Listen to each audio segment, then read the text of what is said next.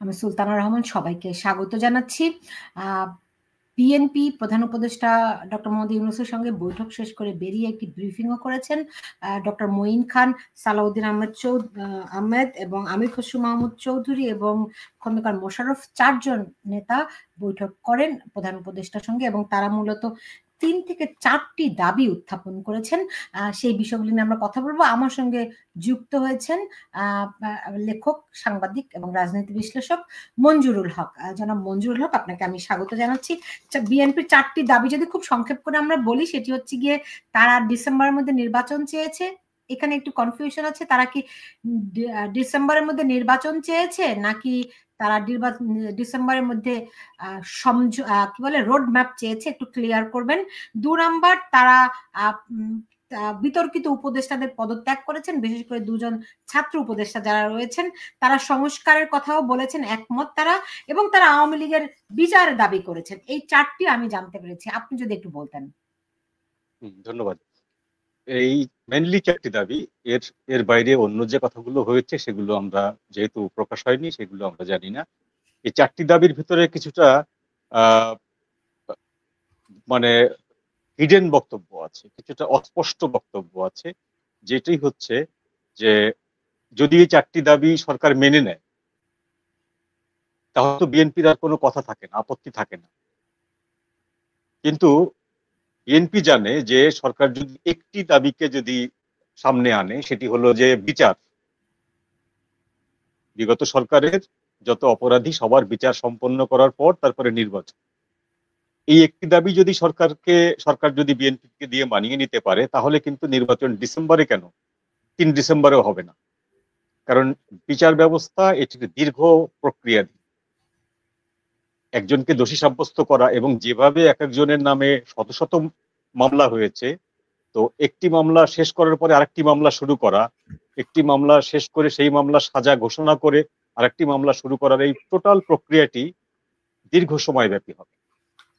সেই জন্য সরকার বারবারই এই জায়গাটায় স্থির থাকতে চাচ্ছে যে বিচার ব্যবস্থাটা সম্পন্ন করব। সংস্কার এবং বিচার এই দুটি ব্যবস্থাই কিন্তু দীর্ঘ সময় সাপেক্ষ। এইটি কিন্তু নির্দিষ্ট কোনো সময়সীমা বেঁধে হয় না। এখন বিএনপি যদি এটা মেনে নেয় যে কিছু সংস্কার করে সরকার নির্বাচন করবে বিএনপির দাবি অনুযায়ী, বিএনপি বলছে যে তারা ক্ষমতায় গেলে আওয়ামী লীগের বিচার করবে। অর্থাৎ বিএনপি এটা বুঝতে পারছে যে বিচার শেষ করার পরে যদি নির্বাচন দিতে হয় তাহলে কিন্তু এজন্যে আর নির্বাচন হবে না। সেই জন্য বিএনপি সরকারকে আগাম বলে দিচ্ছে যে আওয়ামী লীগের বিচার আমরা ক্ষমতায় গেলে আমরা করব। অর্থাৎ তারা নিশ্চয়তা দিচ্ছে যে আপাতত বিচারটা আপনারা যেভাবে চলছে এভাবে চলুক, আপনাদের শেষ করতে হবে না। এটা হলো নাম্বার 1 বক্তব্য।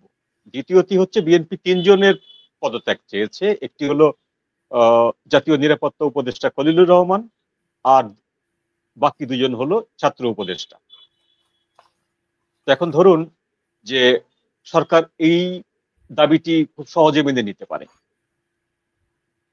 সরকার তার অস্তিত্ব রক্ষার জন্য এই উপদেষ্টা 2 জনকে এবং খলিলুর রহমান সাহেবকে হয়তো পদত্যাগ করিয়ে দিল, স্যাক করিয়ে দিল।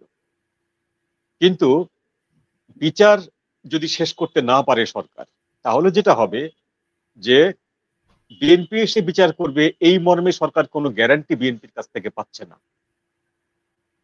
যদি বিচার বিএনপি না করতে পারে তাহলে বিএনপি আবার এই সরকারের যে ব্যর্থতাগুলো আছে, গত 10 মাসের ব্যর্থতা এবং যতদিন পর্যন্ত নির্বাচন না হবে ততদিন পর্যন্ত যে ব্যর্থতা, সেগুলো নিয়ে এই সরকারের থেকেও কিন্তু এই বর্তমান অন্তর্বর্তী সরকারের বিরুদ্ধে মামলা হতে পারে।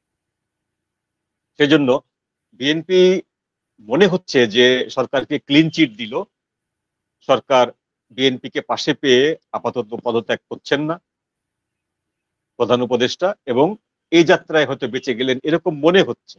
কিন্তু আসলে এই দাবিগুলোর ভেতরে অনেক অন্তর্নিহিত বক্তব্য রয়ে গেছিল, যেগুলো সমাধান করা বর্তমান সরকারের পক্ষে সম্ভব না এবং বিএনপিকেও সন্তুষ্ট করা সম্ভব না। একটা ফাঁক থেকেই গেল। তাহলে সেনাবাহিনীও তো প্রধান উপদেষ্টার পদত্যাগের কথা বলেননি, পদত্যাগের বিষয়টি আসলো কেমন করে? এটা ওদের উদ্ভাবিত, এটা হচ্ছে এক ধরনের সেন্টিমেন্টাল গেম। সেনাবাহিনী প্রধান যে বক্তব্যগুলি দিয়েছিলেন সেই বক্তব্যগুলি স্পষ্ট বক্তব্য, সাধারণ মানুষেরও ওই একই বক্তব্য, অন্যান্য রাজনৈতিক দলেরও ওই একই বক্তব্য, যে আপনি রাজনৈতিক দলকে পাশ কাটিয়ে, দেশের জনগণকে পাশ কাটিয়ে এইরকম দুটি মারাত্মক সিদ্ধান্ত নিতে পারে না অন্তর্বর্তী সরকার। সেনাবাহিনী প্রধান সেই কথাটিই বলেছে, সাথে যোগ করেছে যে জাতিসংঘের যে টিম এসেছিল সেই টিম চাইছিল সেনাবাহিনীর সাথে বসতে, সরকার সেটাও বসতে দেয়নি। তারপরে হচ্ছে যে সেনাবাহিনীর শক্তিতে বলিয়ান হয়ে সরকার ক্ষমতায়, অথচ সেনাবাহিনীকে কোনো কিছুই জানানো হয় না সরকারের সিদ্ধান্তগুলো।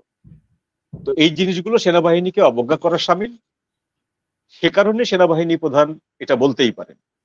এখন নতুন করে এই যে পদত্যাগের নাটক যেটা করা হচ্ছে, সেইটা হচ্ছে জাস্ট জনগণকে বোঝানো যে আমাকে কাজ করতে দেওয়া হচ্ছে না, জনগণের কাছে এক ধরনের বিচার চাওয়ার মতন, যে আপনারা দেখুন আমাকে বহিঃশক্তির বাইরের কোন একটা শক্তির ইন্ধনে এবং পরাজিত শক্তির ইন্ধনে, এই দুটি শব্দ যোগ করে নিয়েছে, যে পরাজিত শক্তির ইন্ধনে এবং বহিঃশক্তির ইন্ধনে একজোট হয়ে আমার বিরুদ্ধে ষড়যন্ত্র করে আমাকে কাজ করতে দেওয়া হচ্ছে না। আমি যদি কাজ করতে না পারি তাহলে গণতন্ত্রের ভবিষ্যৎটা কোথায় যাবে? এরকম একটি সেন্টিমেন্টাল টোপ উনি জনগণের সামনে দিয়েছেন এবং জনগণের এক অংশ সেটা গ্রহণও করেছে। আমরা দেখতে পাচ্ছি যে সামাজিক মাধ্যমে এমন কথাও উঠেছে ওদের পক্ষ থেকে যে সেনাবাহিনী প্রধান এই কথাগুলো বলতে পারেন না, এটা আইনত তিনি বলার অধিকার রাখেন না, এটা আইনের লঙ্ঘন। বলতে পারেন না, সেনাপ্রধান তো, তিনি তো গণতন্ত্র চান, এটা তো একটা অদ্ভুত ব্যাপার।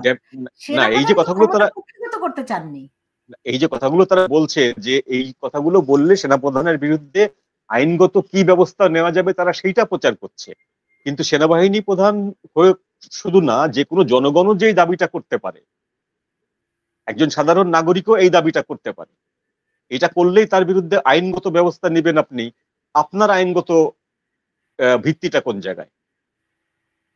এখন সেনাবাহিনীর আইএসপিআর কর্তৃক যে নির্দেশিত চার্ট, যে 5ই আগস্টের পর যারা সেনা হেফাজতে ছিল বিগত সরকারের, তার ভিতরে যে বিচারপতি ছিলেন, সেই বিচারপতি যদি সেনানিবাসে থাকেন আত্মগোপন করে পরিবার সহ, তাহলে ওদের যে বিশেষ আদেশ সুপ্রিম কোর্টের, যে আদেশ বলে সরকার ক্ষমতাসীন, সেই আদেশটি কে সই করলেন?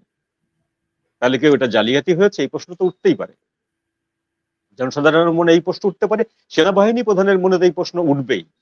এখন মুশকিলটা হচ্ছে যে সেনাবাহিনী প্রধান বা সেনাবাহিনীও কিন্তু জানে প্রথম দিন থেকে যে এই জায়গাটায় একটা সমস্যা রয়ে গেছে, এই সুপ্রিম কোর্টের এই আদেশের ভিতরে সমস্যা রয়ে গেছে।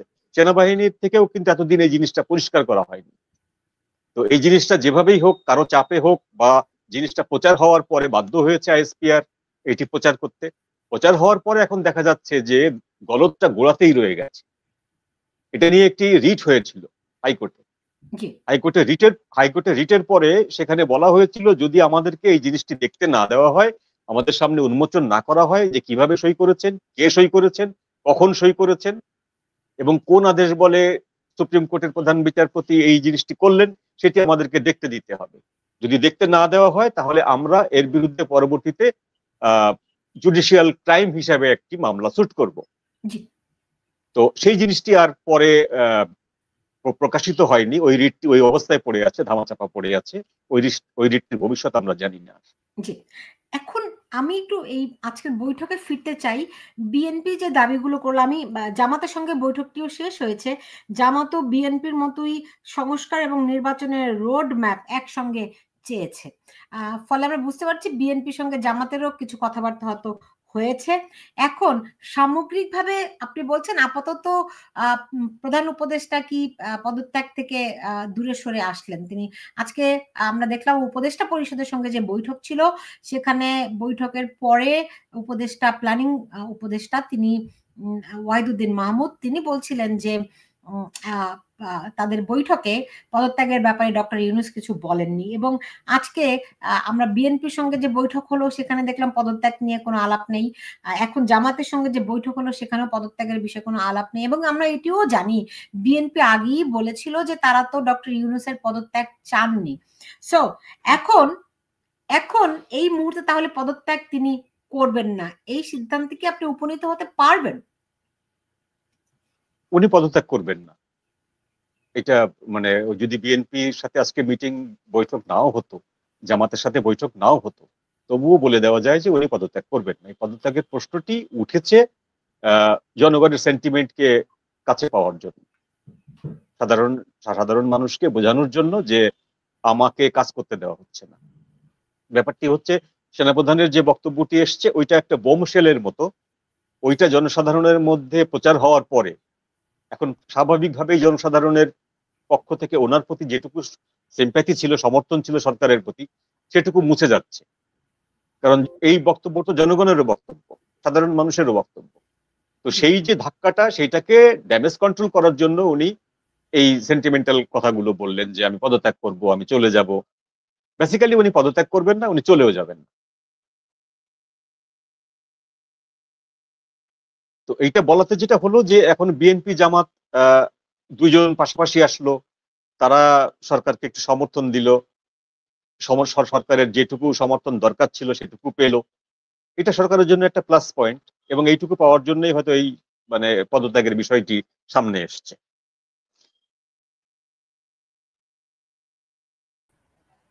জি, বুঝতে পেরেছি। এখন যে বিষয়টি তাহলে দাঁড়ালো যে বিএনপি তো আসলে আগে থেকে এই অবস্থাতেই, আপনি আপনি আমার সঙ্গে এই আয়োজন অনুষ্ঠান আগেও বলেছিলেন যে আসলে পদত্যাগ করবে না, তাই তো? এখন যেটি দাঁড়ালো তাহলে এই বৈঠকের পরে পরিস্থিতি কোন দিকে মন নিবে? যা এনসিপির সঙ্গে এখন যমুনায় বৈঠক শুরু হয়েছে, কোনো বাম দলকে কিন্তু এই বৈঠকে আমরা দেখলাম না। না, বাম দলকে ডাকেনি, এবং এইটা ওই বাম দল যেহেতু আপনার এই করিডোরের বিষয়ে একটা আপত্তি জানিয়েছে, বাম বাম মোর্চা, বাম ঐক্য জোট, গণতান্ত্রিক বাম ঐক্য বাম জোট, যেটা তারা করিডোর এবং চট্টগ্রাম বন্দরের এই ইজারা বিষয়ে তাদের আপত্তি জানিয়েছে। সে কারণে ডাকতে না পারে। আরেকটি কারণ হচ্ছে যে তাদেরকে আসলে পার্টি বলেও মনে করে না।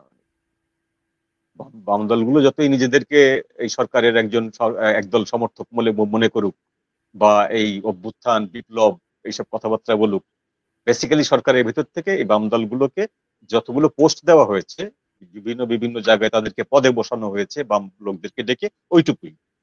এরপরে আর কোনো এদের কোনো ভ্যালু সরকারের কাছে নেই, এক পয়সা ভ্যালু নেই আমরা সরকারের কাছে। এই বৈঠকে কি হাসানুজ্জামান সাকির দলকে ডেকেছে? না, সাকির দলকে ডাকেনি।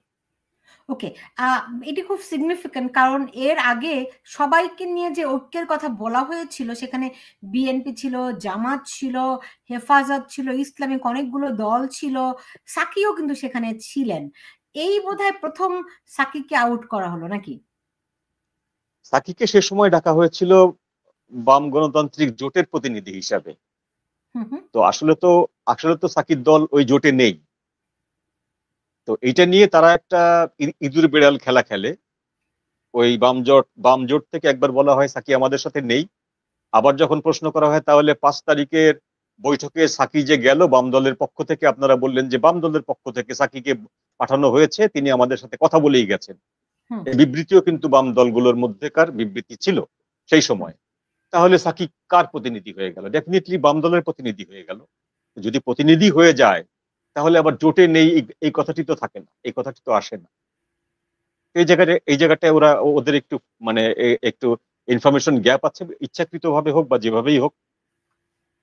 তো এখন যেহেতু বাম দলগুলোর প্রশ্নগুলো আলাদা, কথা হলো যে বাম দলগুলো ছাড়া, বিএনপি জামাত ছাড়া আরো অনেক পার্টি আছে। সকল পার্টি বা সকল রাজনৈতিক দল বলতে তো চারটি পাঁচটা বোঝায় না।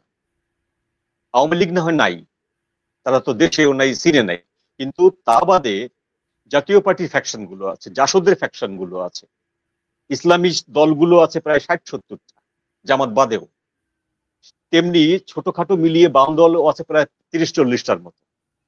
তো সকল দলকে ডেকেছি, সকল দলের অংশগ্রহণ, এই কথাগুলো যদি বলতে হয় তাহলে সবাইকেই ডাকতে হবে, সেটা তো করা হয়নি। তারা মেনলি তিনটা দলকেই তাদের কাছাকাছি মনে করছেন বা তাদের লায়াবেল মনে করছেন, যে এদের কাছে আমাদের জবাবদিহিতা আছে বা এদেরকে আমাদের দল হিসাবে গণ্য করার বিষয় আছে। সেই তিনটি দল হচ্ছে জামাত, বিএনপি এবং এনসিপি। রাইট, সেই তিনটির সঙ্গে তারা বৈঠক করেছে। ইন দ্যাট কেস এখন ধরেন আপনার জাসদ, বাসদ, সিপিবি, হ্যাঁ, বাম দল তো ডজন খানেক বাম দল, এবং তারা এই আন্দোলনে খুবই সক্রিয়। এমনকি এখনো পর্যন্ত তারা মাঠে ঐক্যবদ্ধভাবেই অবস্থান নিচ্ছে, তাই না? তো তাদেরকে কোনোভাবে গণ্য করে না, কিন্তু তারা তাদের অন্তর্ভুক্ত হতে চান। ব্যাপারটা তো মানে একটু একটু একটু মানে হাস্যস্কর পর্যায়ে পৌঁছায় নাকি? হাস্যস্কর হোক, বাট এই শিক্ষাটা দরকার ছিল বাম দলের। এটা একটা লেসন তাদের জন্য। মানে তারা যে কাকে ডেকে এনে বসাচ্ছে বা কার জন্য রক্ত দিচ্ছে, সেটা তো সেই সময় তারা উপলব্ধ করেনি, তাদের উপলব্ধিতে আসেনি সেই সময়। তো এরপরেও তারা বহুবার দেখেছে যে তারা যে নীতি আদর্শ গুলো লালন পালন করে, সেই নীতি আদর্শের ধারে কাছে নেই এই সরকারের কোনো কর্মকাণ্ড, দেশ পরিচালনার ক্ষেত্রে কোনো কর্মকাণ্ডই। তো বাম দল এইগুলো মিউ মিউ করে বলতো যে এটা ঠিক হচ্ছে না, ওটা ঠিক হচ্ছে না, এটা করা ঠিক হচ্ছে না, কিন্তু কখনোই শক্ত করে বলতে পারেনি যে আমরা এটার বিরোধিতা করি বা আমরা এটা মানি না। তো এখন যখন তাদেরকে পুরোপুরি পরিত্যাগ করলো, এবার যদি তাদের কানে পানি যায়, এবার যদি হয়তো তারা যদি ওই জায়গা থেকে, ওই ঘোর থেকে বেরিয়ে আসে। না, তারা তো গায়ে মানে না আপনি মরণ। হ্যাঁ, সেই অবস্থায় এটা তাদের এই শিক্ষাটা তাদের দরকার ছিল। এটা এক ধরনের চপেটাঘাত, সরাসরি ইগনোরেন্স। আপনার কি মনে হয় তারা তারা তারা মানে তারা সংখ্যায় কম হতে পারে, কিন্তু ধরেন তাদের একটা প্রভাব তো আছে, তাদের একটা ইন্টেলেকচুয়ালিটির জায়গা থেকেও তাদের একটা ভূমিকা খুবই তাৎপর্যপূর্ণ থাকে, এই আন্দোলনের সময়ও ছিল। ফলে তাদেরকে বাদ দিয়ে ডক্টর ইউনূস সরকারের গ্রহণযোগ্যতা কি মনে হয় কোনো ঘাটতি পড়বে? না, আমি ওটা মনে করি না। যেমন ধরুন, যে যদি বলি যে তাদের একটা বিরাট একটা ইন্টেলেকচুয়াল ভূমিকা ছিল, হ্যাঁ আমরা জানি বাম দলগুলোর বিরাট একটা ইন্টেলেকচুয়াল ভূমিকা আছে, সাম্রাজ্যবাদ বিরোধী, সাম্প্রদায়িকতা বিরোধী, গণতান্ত্রিক সমাজ গঠনের পেছনে তাদের একটা আকাঙ্ক্ষা আছে, তাদের একটা কর্মসূচি আছে, এটা আমরা জানি। কিন্তু আপনি মনে করুন, ধরুন যে যতগুলো বাম মনস্ক মানুষকে এই সরকারের অধীনে নতুন করে চাকরি দেওয়া হয়েছে, বিভিন্ন পদে বসানো হয়েছে, সেই সব লোকগুলো সেই পদে বসে এই সরকারের যতগুলো বেআইনি কর্মকাণ্ড হয়েছে, এই সরকার যতগুলো বেআইনি মব ভায়োলেন্সকে প্রশ্রয় দিয়েছে, যে সাম্প্রদায়িক সংঘাতগুলো ঘটেছে, যে বেআইনি কাজগুলো ঘটেছে হাইকোর্টে, সুপ্রিম কোর্টে বা অন্যান্য দলের ক্ষেত্রে, আইনের ক্ষেত্রে, কোনোটার কি তারা প্রতিবাদ করেছে তাদের অবস্থানে বসে? কেউ করেনি। আমরা জানি যে বাসসে, টিআইবিতে, বাংলা একাডেমিতে, তারপরে শিল্পকলা একাডেমিতে, এইসব জায়গায় বাম মনস্ক লোকজনদেরকে বসানো হচ্ছে নতুন করে। তারপরে উপদেষ্টা মন্ডলীর ভেতরে বাম মনস্ক মানুষের স্ত্রীদেরকে বসানো হয়েছে। উপদেষ্টা পরিষদের হিডেন উপদেষ্টা হিসাবে বাম মনস্ক লোকজন আছেন, তারা সরকারকে পরামর্শ দিচ্ছেন।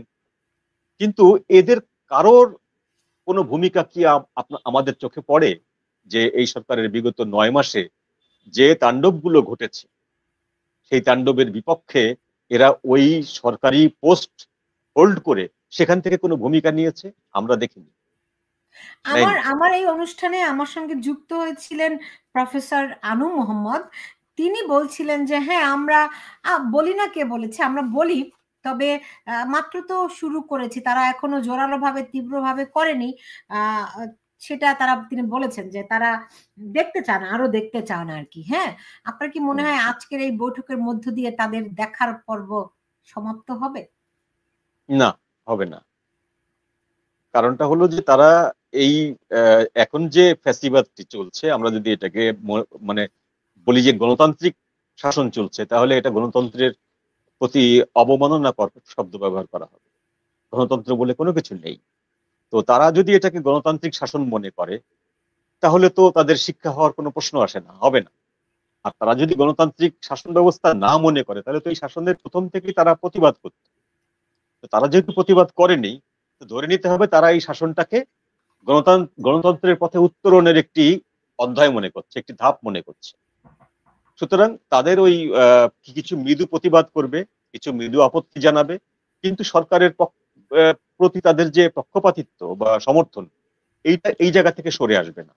ওকে, এখন এখন বিএনপির দাবি অনুযায়ী তারা কি এই উপদেষ্টা 3 জনকে বাদ দিয়ে দিবে? বিএনপি যদি ওই যে দাবিটি করে এসেছে এবং সেটা যদি বিএনপি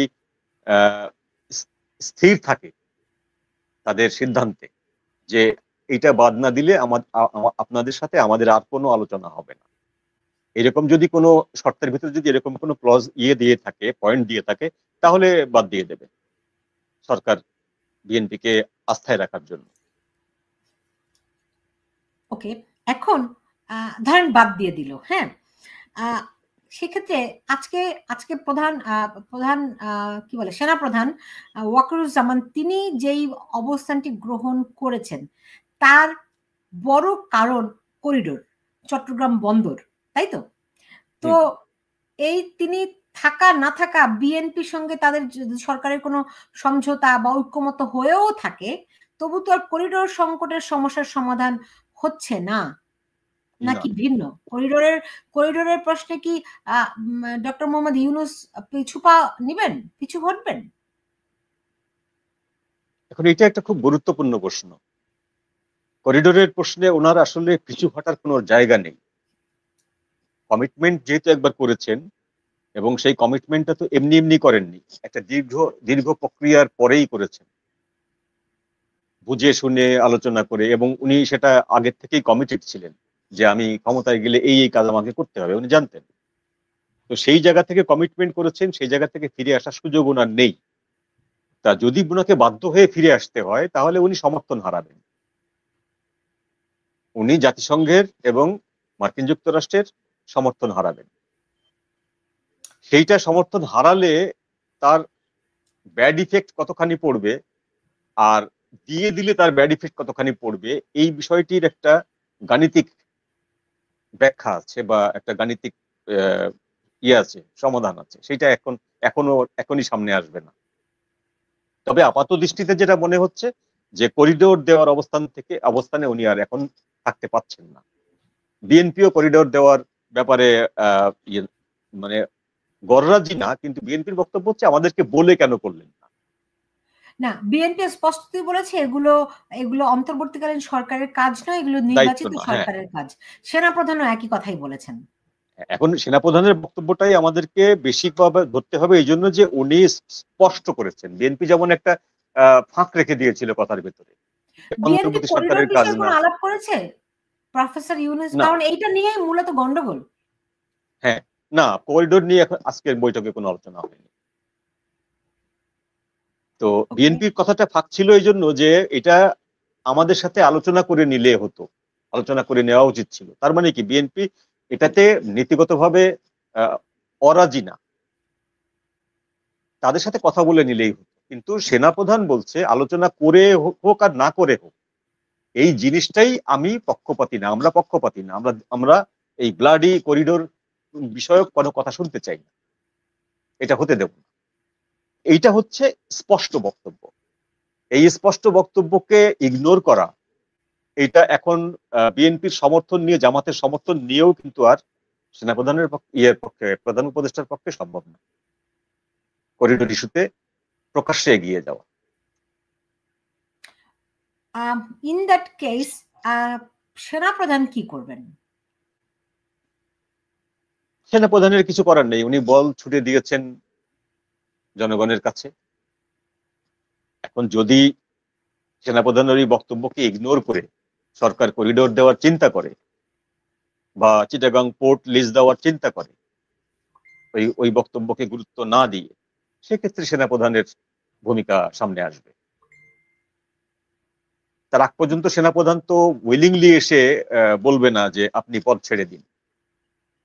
না, তারা তো এখন পর্যন্ত বলেও নি যে প্রধান বলেওনি কখনো। উপদেষ্টাকে পদত্যাগ করতে হবে। তারা কিন্তু স্পষ্টই কিন্তু বলেছে একটা যে যে না, একটি যে দাবি, স্পষ্ট দাবি, নির্বাচন। এখন আজকে যে মজার ব্যাপারটা হলো, আজকে বিএনপিও যে কথাটি বলেছে ডিসেম্বরের মধ্যে নির্বাচনের রোড ম্যাপ, নির্বাচন কিন্তু বলেনি। জামাতও কিন্তু নির্বাচন বলেনি, না, রোড আমি ম্যাপ মঈন বলেছে। খানের বক্তব্য শুনছিলাম। মঈন খান বলছিলেন যত সমস্যা, আজকে নির্বাচন দিলেই সব সমস্যার সমাধান হয়ে যাবে, দেশ পুরো নির্বাচনমুখী হয়ে যাবে। তার মানে তারা খুব দ্রুত সময়ের মধ্যে নির্বাচন চেয়েছে, তাই তো? হুম, এমনকি হুম। সেপ্টেম্বর অক্টোবরের কথাও তাদের মুখে এসেছে। হ্যাঁ, সো রোড ম্যাপ কি ডিসেম্বরের মধ্যে চেয়েছে, নাকি আসলে আহ ডিসেম্বরের মধ্যে নির্বাচনই চেয়েছে? ডিসেম্বরের মধ্যে নির্বাচন চেয়েছেন, এখন একটি নির্দিষ্ট তারিখ বা মাস ঘোষণা করে রোড ম্যাপ চেয়েছে, যে কবে থেকে তফসিল ঘোষণা করা হবে, কবে থেকে ভোটার গণনা শুরু হবে, কবে কবে থেকে প্রার্থী প্রার্থী নির্বাচন করা হবে। এই একটা একটা রোড ম্যাপ তো আছে, স্টেপ বাই স্টেপ, সেইটা কবে ঘোষণা করা হবে সেটা চেয়েছে। ওকে, তার কিন্তু মানে কি এখানে ডিসেম্বরের মধ্যে নির্বাচন হবে এখানে নাকি হবে না?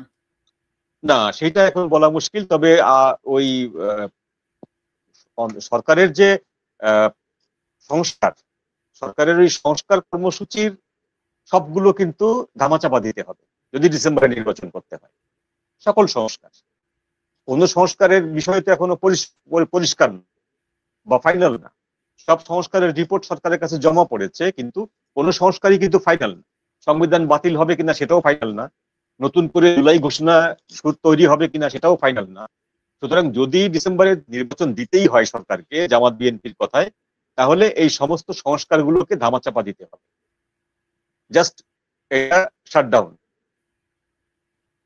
শুরু করতে হবে, নির্বাচনের রোড ম্যাপ। কিন্তু সরকার এত দূরে এসে এই সংস্কার করার জন্য এত আদা জল খেয়ে লেগে সেই জায়গা থেকে ব্যাক করবে আমার মনে হয় না। না, আপনার তো নিশ্চয়ই মনে আছে যে প্রধান উপদেষ্টা বলছিলেন যে যদি দেশের মানুষ অল্প সংস্কার চায় তাহলে ছোট প্যাকেজ, আর যদি বড় সংস্কার চায় তাহলে বড় প্যাকেজ। নিশ্চয়ই আপনি ভুলে যাননি। সো ওনারা তো হ্যাঁ, ছোট প্যাকেজে যেতে পারেন। ছোট প্যাকেজের সংস্কার তো আসলে, মেন সংস্কার তো আসলে করার কথা ছিল সময় নষ্ট করার জন্য। সংস্কার করার জন্য তো কেউ দায় দেয়নি ওনাকে, বাংলাদেশের 17 কোটি মানুষ ওনাকে তো দায় দেয়নি যে আপনি আসেন, আপনি এসে আপনি আমাদের মসিহা, আপনি এই সংস্কারটি করেন, যাতে এই সংস্কারের পরে বাংলাদেশে আর জীবনে কোনদিন ফ্যাসিবাদ না উত্থিত করতে পারে। তো ফ্যাসিবাদ যে একটি গণতান্ত্রিক দল ফ্যাসিস্ট হয়ে উঠতে পারে সেটি তো উনি ভালো করে জানেন। যে কোনো গণতান্ত্রিক দল, এমনকি সমাজতান্ত্রিক আদর্শে বিশ্বাসী দল ফ্যাসিবাদী হয়ে উঠতে পারে যদি অ্যাকাউন্টেবিলিটি না থাকে, যদি তাদের কাউকে জবাবদিহি করতে না হয়। এখন এই সরকার যেমন কাউকে জবাবদিহি করতে হচ্ছে না, এর কি ফ্যাসিবাদী আচরণ নাই? এর তো উঠতে বসতে ফ্যাসিবাদী আচরণ। তাহলে উনি যে ফ্যাসিবাদ বাংলাদেশে আর কখনো আসবে না সংস্কারটা সম্পন্ন করলে, এই গ্যারান্টি কি করে দিচ্ছেন? জনগণ কি ঘাসে মুখ দিয়ে চলে? বাংলাদেশের জনগণ সবাই ঘাসে মুখ দিয়ে চলে এবং সবাই একজন প্রফেসর ডক্টর মোহাম্মদ ইউনূসের অধীনস্থ, এর থেকে বেশি কেউ আর বোঝে না। বাংলাদেশে ফ্যাসিবাদ আর কখনো আসবে না তাকে যদি সংস্কার করতে দেওয়া হয়। কোন সংস্কার ফ্যাসিবাদ ঠেকাতে পারে না। সংস্কারগুলো কি করতে পারে?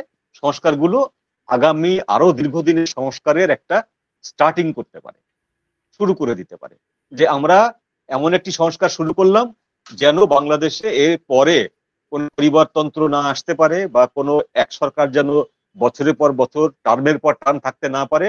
সেই জিনিসগুলো আমাদের গণতান্ত্রিক ব্যবস্থার ভিতরে আমরা ইনক্লুড করব। সেটা সংস্কার শুরু হলো, এটা দীর্ঘমেয়াদে চলবে। জি। তো একবারে আমি করে ফেললাম, এই বিষয়টা এরকম না। পলিটিক্স, রাষ্ট্র বিজ্ঞান এরকম কোনো সূত্র নেই রাষ্ট্রবিজ্ঞান যে আমি একবার একটা ফর্মুলা করে ফেললাম, সেই ফর্মুলা অনুযায়ী দেশ চলবে। তাহলে দেশে দেশে সামরিক কু হতো না, দেশে দেশে অভ্যুত্থান বিপ্লব হতো না। অনেকেই যেহেতু আপনি সামরিক অভ্যুত্থান কুয়ের কথা বলছেন, অনেকেই কিন্তু এরকম নানা রকম গুজব ছড়াচ্ছে যে সেনাবাহিনী একটা কু করতে চায়। কিন্তু আমরা তো দেখেছি যে সেনাপ্রধান বারবার করেই বলছেন তিনি রাজনৈতিক ক্ষমতা দেখতে চান, রাজনীতিবিদদের দেখতে চান, রাইট? হ্যাঁ, সেটাও একটা হচ্ছে যে উনি ব্যক্তিগতভাবে ক্ষমতায় যেতে চাচ্ছেন না, সেটা প্রথম দিন থেকেই বলছেন। আর একটি হচ্ছে আইনগত সমস্যা আছে। আইনগত সমস্যা হচ্ছে 2010 সালে একটি আইন করে মিলিটারি সামরিক শাসনকে সামরিকভাবে ক্ষমতা দখল করাকে অবৈধ ঘোষণা করা হয়েছে এবং এটা রাষ্ট্রদ্রোহ। এটি রাষ্ট্রদ্রোহ হবে যদি কেউ করে, সেটা তো একটা আইনগত বাধা বিধিনিষেধ আছেই। সুতরাং সেনাবাহিনী ওটা পারেই না, করতেই পারে না। সেনাবাহিনী যেটা পারে সেটি হলো প্রেসিডেন্টের অধীনে প্রেসিডেন্ট দেশের ক্রান্তিকালে জরুরি অবস্থা জারি করবে এবং জরুরি অবস্থা সেনাবাহিনী বলবৎ করবে, সেইটি করতে পারে। এখন যদি আমাদের দেশের পরিস্থিতি আরো ঘোলাটে হয়ে যায়, সমাধানের অযোগ্য হয়ে যায়, যে টেবিলে আর সমাধান হচ্ছে না, রাজনৈতিক নেতাদের সাথে বৈঠকে বসে ঐক্য টৈক্য করে যত সব আলোচনা করে কোনো কিছুতেই কাজ হচ্ছে না, দেশ রক্ষার জন্য বাধ্য হয়ে প্রেসিডেন্টকে জরুরি আইন ঘোষণা করতে হতে পারে এবং সেই জরুরি আইনটি সেনাবাহিনীর মাধ্যমে প্রয়োগ। জি, এদিকে জামায়াতের সঙ্গে বৈঠকের পরে জামায়াতের আমির শফিকুর রহমান তিনি বলেছেন যে সংস্কারের আগে নির্বাচন হলে জনগণের আশা পূরণ হবে না। তার মানে তারা আগেও নির্বাচন চায়নি, এখনো নির্বাচন চাচ্ছে না। তার মানে যে সমস্যা যেখানে ছিল সেখানেই থেকে যাচ্ছে। শুধুমাত্র এই যে পদত্যাগ করব এই নাটকটি শেষ হচ্ছে, পদত্যাগের যে নাটকটি, এই নাটকটি শেষ হচ্ছে এবং পদত্যাগ বিষয়ক যে একটা নাড়াচাড়া দিয়ে উঠলো এটা শেষ হচ্ছে এবং সেনাপ্রধানের যে বক্তব্য সেনাপ্রধান ছুড়ে দিয়েছেন সেই বক্তব্যটিকে সাইড লাইনে দিয়ে দেওয়া হয়েছে। পদত্যাগের নাটকটি কিন্তু এখন ফ্রন্ট লাইনে চলে এসছে, আর সেনাপ্রধানের যে বক্তব্য সেটি সাইড লাইনে চলে গেছে। ওনাদের চাওয়াই ছিল এটা, সেনাপ্রধানের বক্তব্যটা নিয়ে যেন সাধারণ মানুষের ভিতরে চর্চা না বাড়ে, সাধারণ মানুষ যেন, অন্যান্য দল যেন এই বক্তব্যগুলোকে কেন্দ্র করে আবার মাঠ গরম না করতে পারে, সেটাই তারা সাকসেসফুল। কিন্তু সেনা সমর্থন ছাড়া কোন সরকার কি টিকতে পারে? এখন সেনা সমর্থনের ব্যাপারটা ভেরি টাফ আমাদের দেশে, কারণ আমরা বুঝতে পারছি যে সেনাবাহিনী তাদের সমস্ত জারি জুরি দেখতে পাচ্ছে, সরকারের সমস্ত জারি জুরি, বেআইনি কাজ, অন্যায় কাজ, অনৈতিক কাজ সব দেখতে পাচ্ছে, কিন্তু তারপরেও তাদের সমর্থন করে যেতে হচ্ছে। এটা ট্র্যাজেডি একটা, এটা কিছু করার নেই, কারণ তারাই বসিয়েছেন। আমি শেষ করব আপনার কাছে শেষ প্রশ্ন। আমরা দেখলাম যে এনসিপির এখনো নিবন্ধন হয়নি, জামাতেরও নির্বাচন কমিশনের সঙ্গে নিবন্ধন নাই, তাদের সঙ্গে বৈঠক, অথচ নির্বাচন কমিশনে সম্ভবত 39টা নিবন্ধিত রাজনৈতিক দল আছে, right? So far I can remember, আমি অনেকদিন বাংলাদেশে নাই, তো 39টা রাজনৈতিক দল ছিল আমি যখন নির্বাচন কমিশন কভার করতাম। এখন কতগুলো আমি ঠিক বলতে পারবো না, তবে জামাতের নাই এবং নাই হচ্ছে এনসিপির। তো তাদের সঙ্গে বৈঠক কেন? আপনি একটা জিনিস মনে করুন যে এই যে সরকারের উপদেষ্টা মণ্ডলীতে একের পর এক মানুষকে জয়েন করানো হলো, যোগ দেওয়ানো হলো, এটা কাদের পরামর্শে? কোনো সুশীল গ্রুপ, কোনো রাজনৈতিক দল, কেউ, বা জনগণের কোনো প্রতিনিধি, বা জনগণের সম্মিলিত কোনো শক্তি না, ব্যক্তিগতভাবে আমার অমুককে ভালো লাগছে, সে আমার উপদেষ্টা, আমার অমুককে আমার আত্মীয় হয়, আমার ভাইয়ের ছেলে, সে আমার প্রেস সেক্রেটারি, এরকম করে ডেকে ডেকে এনে করা হয়েছে না? এগুলো কি আইনি কাজ? কিন্তু এগুলোকে আইনি ভাবে তকমা দেওয়া হয়েছে, পরে আইনি মোড়ক দেওয়া হয়েছে, এগুলোকে বৈধতা দেওয়া হয়েছে। তো সেই রকম এই যে দলগুলোকে ডাকা হলো, যে দুটো দলের নিবন্ধন নেই, সেই দুটো দলকে ডাকা হলো, তো সেই বাকি দলগুলোকে, নিবন্ধিত দলগুলোকে ডাকা হয়নি। এটা কিন্তু আগের বারও হয়েছে। আগের বার যখন উনি ঐক্য সম্মেলন করেছিলেন সকল দলকে ডেকে, তখনও দেখা গেছে যে নিবন্ধিত দলগুলোর মাত্র 7টি যোগ দিয়েছিল। প্রথমবার যে বিরাট একটা সমাবেশ করেছিলেন তিনি সকল দলকে ডেকে। তো নিবন্ধিত দল বলতে তো আপনি জাতীয় পার্টি বোঝায়। আওয়ামী লীগের সঙ্গে যে 13 দল ছিল, সেই 13টি দলকে বোঝায়। তাদের কাউকে তো সরকার ডাকবে না। সেই 13টি দল এবং জাতীয় পার্টির 2টা ফ্যাকশন, তাহলে এই 15টি দলকে তো কোনোভাবে ডাকবে না। এরপরে বাম দলগুলো যারা আছে তাদেরকেও তো ডাকেনি, তো সবগুলোকে ডাকেনি। এখন ঘটনা হলো তারা যেভাবে যা করছে সেটাই আইন। এখন আমরা যদি এটা বলতে যাই জনগণের পক্ষ থেকে যে ওদেরকে কেন ডাকলেন, তারা ভালো মনে করেছে, তারা তাদেরকে বড় দল মনে করেছে, তাই ডেকেছে, কিচ্ছু বলার নেই। এটাই তো ফ্যাসিজম। ডেফিনেটলি ফ্যাসিজম, ডেফিনেটলি স্বৈরাচারী আচরণ। এটা এটা কোনো ডেমোক্রেটিক ওয়ে না। তো এখন আমি যেটা আমার সবচেয়ে বেশি আগ্রহ যেটা এখন করিডোর প্রশ্নে, তাহলে কি দাঁড়াবে? তারা কি করিডোর দেওয়ার জন্য এখন বিকল্প পথ খুঁজবে, কিংবা খলিলুর রহমানকে যদি চলে যেতে হয় সেই ক্ষেত্রে ডক্টর ইউনূস দুর্বল হয়ে যাবেন না? তাদের বি টিম খুঁজতে হবে সম্ভবত, নাকি? না, খলিলুর রহমান সাহেব ডক্টর ইউনূসকে খুব বেশি শক্তি দেননি। খলিলুর রহমান সাহেব যেটি করতে চেয়েছিলেন যে ট্রাম্প প্রশাসনের ভিতরে ডক্টর ইউনূসের গ্রহণযোগ্যতা একটু বাড়ানোর জন্য, সেটি তিনি করেছেন, গ্রহণযোগ্যতা বেড়েছে। এখন যেটা হবে যে করিডোর যদি দিতে না পারে, সেটা আমেরিকা হয়তো সেটার বিকল্প অন্য কিছু করবে। সেটা এখন এখন ধরুন যে টেকনাফ থেকে শুরু করে রাখাইনের অঞ্চলে 600-700 কিলোমিটার সমুদ্র পথ রাখাইনের, এন্টার জায়গাটায় কিন্তু যে কোনো জায়গা দিয়ে আমেরিকা সাহায্য পৌঁছাতে পারে রাখাইন প্রদেশে, যে কোনো জায়গা দিয়ে। তাকে বাংলাদেশের শিলখালি ল্যান্ড লাগবে, শিলখালিতে বা কক্সবাজারের পাশে এসে ঘাঁটি গেড়ে এখান দিয়ে পাঠাতে হবে, ব্যাপারটা কিন্তু এরকম না। আপনি জিওগ্রাফিক্যালি যদি দেখেন যে আরাকানের প্রায় 600-700 কিলোমিটার হচ্ছে সমুদ্র সীমা। এই সমুদ্র সীমার যে কোনো 3টি পোর্ট আছে সেখানে, সি পোর্ট। সেই 3টি সি পোর্টের মাধ্যমেও তো আমেরিকা জাতিসংঘ খাদ্য সাহায্য পাঠাতে পারে, মানবিক সাহায্য পাঠাতে পারে। সেটা না পাঠিয়ে এই ল্যান্ড কেন লাগবে? ব্যাপারটা খুব ক্রিটিক্যাল। যদি ডক্টর ইউনূস এটি দিতে না পারেন, সেক্ষেত্রে আমেরিকা অন্য ব্যবস্থা করবে। এখানকার অন্য ধরনের জিও পলিটিক্স এর খেলা তাদের আছে, তারা সেই খেলাটি খেলবে। কিন্তু উনি যে জায়গাটা এসে দাঁড়িয়েছেন সেখানে আর দিতে পারবেন বলে মনে হয়, আর পারবেন না অফিসিয়ালি। আর পারবেন না। তো আমরা তো বি টিমের কথাও শুনছি, যদি তিনি অফিসিয়ালি দিতে না পারেন, তাকে কি আর আমেরিকা সমর্থন দেবে? আমেরিকা তাকে অফিসিয়ালি সমর্থন দিচ্ছেও না এখন, যেটুকু দিচ্ছে সেটুকু আনঅফিসিয়ালি। আর যদি আমেরিকা মনে করে আনঅফিসিয়ালি সমর্থনটুকু টিকিয়ে রাখতেই পারে। কারণ আমেরিকার এখানে তো জিও পলিটিক্সের স্বার্থ আছে। আমেরিকার এখানে চীনকে ঘায়েল করার একটা মানে ইন্টারনাল পলিটিক্স আছে। সেই জন্য আমেরিকা হয়তো তাকে সমর্থন করতেও পারে। সায়েম খান একটি মন্তব্য করেছেন যে বিএনপি কে নির্বাচনের মূলা ঝুলিয়ে রেখেছে। ডক্টর ইউনূস সরকার কি নির্বাচন দেবে? এইটা এখনো বলা মুশকিল, কিন্তু আমাদের রাজনৈতিক দলগুলোর যে স্ট্যান্ড, অবস্থান, এই অবস্থান যদি এরকম থাকে তাহলে নির্বাচন আশা করা যাবে না। এই যে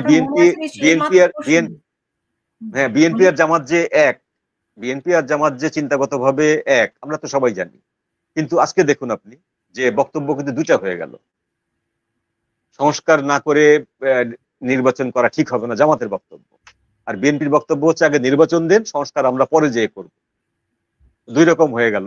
এখন দুই রকম যখন হয়ে গেল, তখনই তো ডক্টর ইউনূসের জন্য এই বিষয়গুলোকে অ্যাভয়েড করার সহজ হয়ে গেল, যে আপনারা তো ঐক্যমত্য হননি। এটা তো সবসময় এইরকমই, কারণ বিএনপি জানে যে তাকে ক্ষমতায় যেতে হলে নির্বাচনের মধ্য দিয়েই আসতে হবে, আর জামাত জানে নির্বাচন হলে তারা ক্ষমতায় যাবে না। ফলে এইরকম অবস্থানই তো হওয়ার কথা। এখনকার সিচুয়েশনটা জামাতের জন্য খুব ভালো সিচুয়েশন। জামাত এই সিচুয়েশন টিকে থাকলে তারা আগামী 1-1.5 বছরের ভিতরে দলকে অনেক শক্তিশালী করে ফেলতে পারবে। রাইট, তারা সেটাই চাচ্ছে এবং ডক্টর ইউনূস সেটাই চাচ্ছে, তৈরি করে দিচ্ছেন। হ্যাঁ, করে দিচ্ছেন। এবং বিএনপি এতদিনও ব্যাপারগুলো বুঝেও তার কোনো প্রতিষেধক দিতে পারেনি, কোনো এক্সট্রা পলিসি মেনটেন করতে পারেনি, আজকেও পারলো না। ওকে, বিএনপি যে আজকে পারলো না, দেখুন গত পরশুদিন সালাউদ্দিন আহমেদ বলেছিলেন যে প্রধান উপদেষ্টা এখন আর তাদের ফোনও ধরেন না, তারা সময় চেয়েও সময় পান না, তাই না? তো এখনো তারা কেমন করে ভরসা করেন? আদৌ কি তারা ভরসা করেন, নাকি রাজনীতিটাই আসলে এরকম যে দেখাতে হয়, বোঝাতে হয়? রাজনীতিটা এরকম, যেটা বলা হয় সেটা করা হয় না, যেটা করা হয় সেটা বলা হয় না। যেমন ধরুন আজকে কথা উঠেছে, অনেক অনেক জায়গাতেই কথা উঠেছে যে বেগম খালেদা জিয়ার সাথে ডক্টর ইউনূসের ফোনে কথা হয়েছে আজকে দুপুরে। এরকম কোন সূত্র নিশ্চিত করেনি, কোন পত্রপত্রিকায় আসেনি, কিন্তু কথা উঠেছে, সামাজিক মাধ্যমে ছড়িয়ে গেছে এটা। তো এটা হচ্ছে পলিটিক্স ইন্টার দ্য পলিটিক্স। পলিটিক্সের ভেতরে এরকম অনেক কথা আছে যেটা বলা হবে না, আর যেটা বলা হবে সেটা করা হবে না। বিএনপিকে ডক্টর ইউনূস যে পাত্তা দেয়নি, এটা তো আজকে থেকে না, অনেক দিন থেকে। ফখরুল ইসলাম আলমগীর সাহেব বহুবার প্রেসের সামনে বলেছেন যে আমাদেরকে পাত্তা দেওয়া হচ্ছে না। তারপরেও তারা প্রধান বিরোধী দল, তাদের কথা শুনতে হয় সরকারের, সরকার ডাকে। কিন্তু বিএনপি যে আশা করছে যে দ্রুত নির্বাচন করে ক্ষমতায় যাবে, অত ব্যাপারটা এরকম সোজা না। তাহলে তাদের এই ডিসেম্বরের নির্বাচন সমঝোতা, যদি কোনো সমঝোতা তাদের হয়ে থাকে, সেটা নিষ্ফল। নিষ্ফল। জি, বুঝতে পেরেছি। মঞ্জুরুল হক, আপনাকে অনেক ধন্যবাদ জানাচ্ছি আমার সঙ্গে যুক্ত হওয়ার জন্য। অত্যন্ত তাৎপর্যপূর্ণ বিশ্লেষণ আপনি করেছেন, ভেরি ইনফরমেটিভ। আপনাকে অনেক ধন্যবাদ আমার সঙ্গে যুক্ত হওয়ার জন্য। আপনি ভালো থাকবেন। আপনাকে ধন্যবাদ, এবং যারা পাঠক দর্শক শ্রোতা যারা শুনলেন তাদের সকলকে ধন্যবাদ। শুভরাত্রি। দর্শক, এই ছিল আমার এখনকার আয়োজনে। বিএনপি সমঝোতা করেছে কি করেনি সেটি বিএনপি ভালো জানে। তবে এখন পর্যন্ত তারা যে দাবি দাওয়াগুলো দিয়েছে, তার সঙ্গে জামাতের দাবি দেওয়ার একটা বড় ধরনের ব্যবধান রয়েছে, যেটি শুরু থেকেই ছিল। শেষ পর্যন্ত যেটি আলোচনায় দাঁড়ালো যে যেই লাউ সেই কদু, যেটি আমরা এই জুলাইয়ের পর থেকে বারবার করে শুনতে পাচ্ছি। মূল বিষয় যেটি, যে দৃষ্টিকে ভিন্ন খাতে ঘোরানো, যে করিডোর প্রসঙ্গে যে সেনাবাহিনী যে অবস্থানটি নিয়েছে, সেই অবস্থানটিকে পাশ কাটিয়ে ডক্টর ইউনূস আলোচনায় থাকতে চেয়েছেন, এবং পদত্যাগের বিষয়টি নিয়ে যেন সবাই আলোচনা করে, সেই জন্য একটা একটা একটা একটা একটা অনেকে যেটি বলছেন কোট আনকোট বলে, আমি একটা নাটকের অবতার করা হয়েছে। এর মধ্য দিয়ে হয়তো প্রসঙ্গটি এড়িয়ে যেতে পারে, মানুষের দৃষ্টি ভিন্ন দিকে সরতে পারে। যাই হোক, আমরা নিশ্চয়ই এগুলি ফলো আপ করতে থাকবো, এবং শেষ পর্যন্ত কোন দিকে যায় গতিবিধি নিশ্চয়ই আমরা আপনাদেরকে জানাবো। এরপরে প্রধান উপদেষ্টা আর দপ্তর থেকেও নিশ্চয়ই একটা ব্রিফিং করা হবে। আজকের এই রাজনৈতিক দলগুলো বললে ভুল হবে, 3টি রাজনৈতিক দলের সঙ্গে তিনি আলোচনা করছেন এই বিষয়ে। নিশ্চয়ই আমি আপনাদেরকেও আপডেট আমি জানাবো। আপনারা সবাই ভালো থাকবেন।